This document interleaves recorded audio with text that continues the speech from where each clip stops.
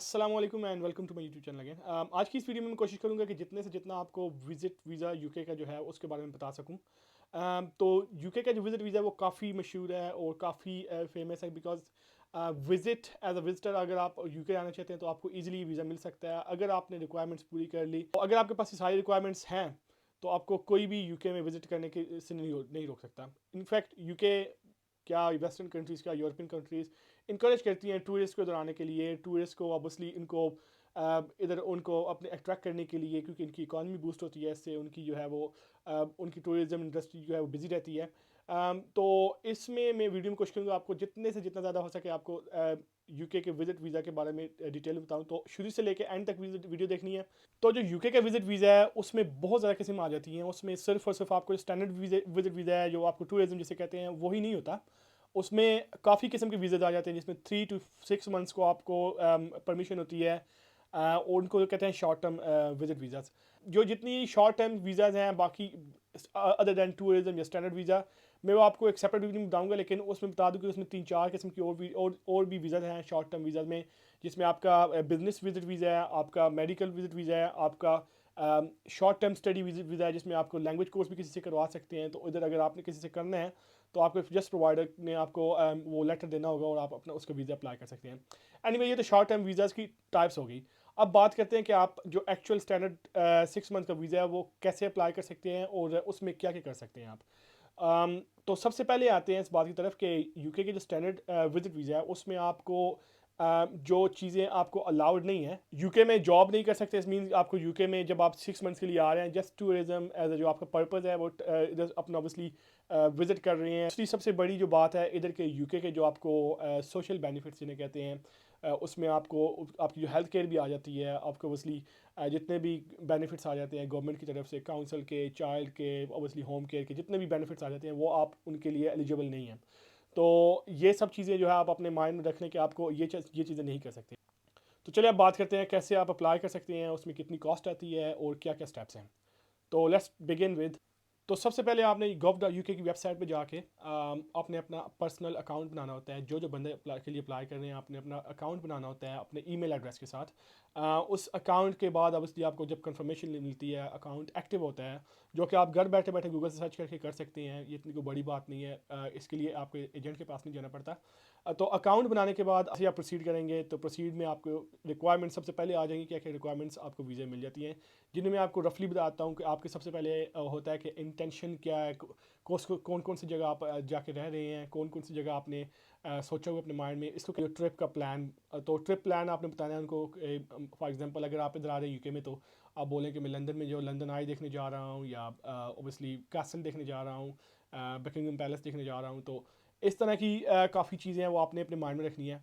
Personal details के बाद आपने डालना है कि आपके पास कोई आपका कोई जो क्रिमिनल रिकॉर्ड है उसमें कोई आपने ऑफेंस तो नहीं किया हुआ पीछे। अगर किया हुआ है, अगर आपकी फ़ाइल पे कोई है, आपकी पर्सनल प्रोफाइल पे कोई ऑफेंस है तो आपने बस उसमें यस लिखना है, अगर नहीं है तो नो लिखना है।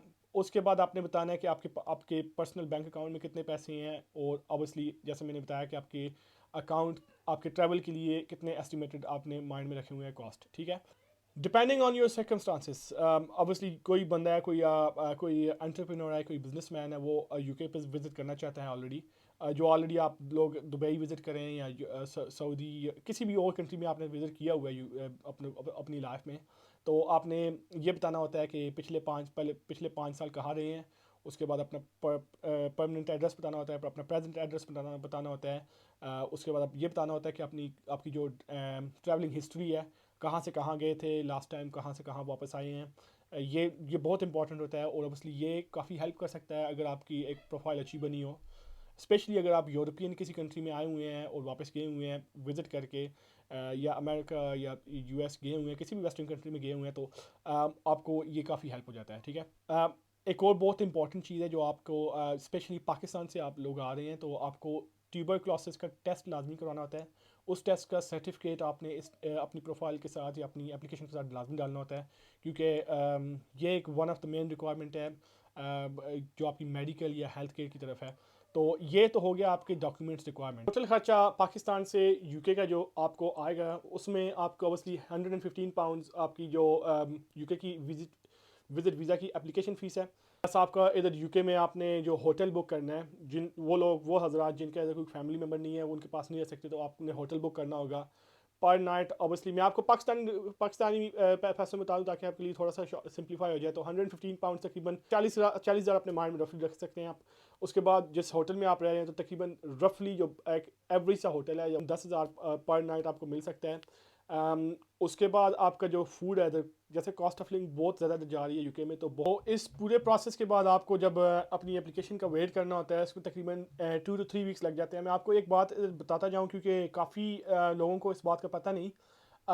जो आपको जो हेल्थ केयर चार्ज होता है, वो सिर्फ़ और सिर्फ आपके स्टडी वीज़ा के लिए, या जो स्टूडेंट होते हैं, या किसी और तरीके से जो लोग आए, किसी और तरीके से जो लोग आते हैं, लाइक वर्क परमिट या किसी स्किल वर्कर वीज़ा पे या स्टडी वीज़ा पे, उनके लिए हेल्थ केयर चार्ज होता है। अगर आपको कोई आप जहाँ जहाँ से अप्लाई करवा रहे हैं, तो विजिट वीज़ा में आपको कोई जो है वो इंश्योरेंस नहीं पे करनी पड़ती। अगर आपने अपनी अपनी सेहत के लिए कंसर्न है, तो फिर भी आप फिर जो है वो यूके में आप प्राइवेट मेडिकल इंश्योरेंस पे कर सकते हैं। लेकिन इन जनरल यूके में अगर आप स्टडी विजिट वीज़ा पर आ रहे हैं, तो आपको कोई हेल्थ केयर चार्ज नहीं पे करना पड़ता।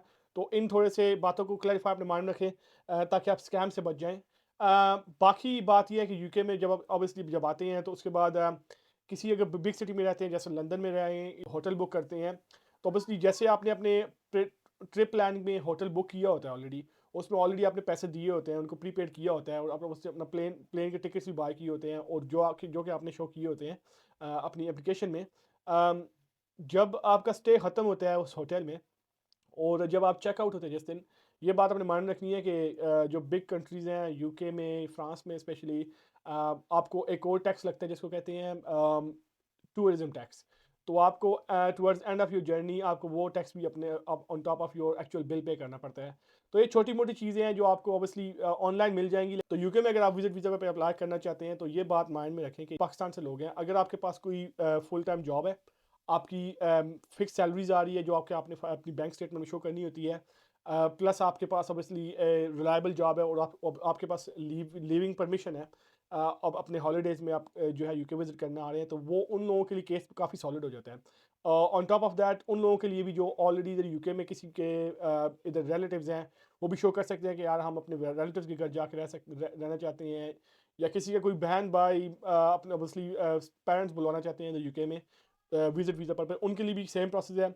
जो एक्चुअल रेजिडेंट है यूके का, वो उनको बस परमिशन लेटर वो देता है कि हम यहाँ ये लोग आके मेरे साथ रहेंगे from this date to that date, और वो अपनी एप्लीकेशन में उस लेटर को एक अपने पार्ट ऑफ एप्लीकेशन बना बना के रखना होता है यूके आगे। और विजिट वीज़ा पर आके आपने माइंड में रखा है कि हमने असाइलम के लिए अप्लाई करना है, तो अभी असाइलम के लिए भी बहुत ज़्यादा डिफ़िकल्टीज़ हो रही हैं। असाइलम फ़र्स्ट ऑफ़ ऑल जो विजिटर है यूके में, वो उसके लिए लेना बहुत मुश्किल है। यूके कनाडा और ऑस्ट्रेलिया की तरह इतना रिलैक्स नहीं है कि इधर आप असाइलम विजिट पे आएँ और आप असाइलम लेके बैठ जाएँ। इधर असाइलम भी वो ले सकते हैं जिनके पास एक स्पेसिफिक कैटेगरी होती है वीज़ा की, जिसमें ऑब्वियसली मोस्टली स्टूडेंट्स आ जाते हैं। मैंने एक वीडियो लगाई थी कि पिछले साल तकरीबन 3,000 स्टूडेंट्स ने एक ही साल में असाइलम के लिए अप्लाई किया, क्योंकि ऑब्वियसली वो स्टूडेंट वीज़ा उनको ऑलरेडी मिला हुआ था, तो वो उसको एक्सप्लॉयट कर रहे थे बेसिकली। तो एक स्पेसिफिक वीज़ा अगर आपके पास है, तो तभी जाके आपको असाइलम मिल सकता है, विजिट वीज़ा पर असाइलम नहीं मिल सकता। तो अगर आपको वीडियो अच्छी लगी, मेरा चैनल विजिट करें। आपको हर वीक कोई ना कोई एक यूके के मुतालिक या यूरोप के मुतालिक एक वीडियो आती रहती है। फेसबुक पेज पर मेरी काफ़ी शॉर्ट वीडियोज़ भी हैं, तो आप उधर से जाके मज़ीद मालूमात हासिल कर सकते हैं। और अगेन, अगर आपने कॉन्टैक्ट करना है मुझे बाकी किसी स्टडी वीज़ा के मुतालिक या विजिट वीज़ा के मुतालिक, तो I am more than happy to help you.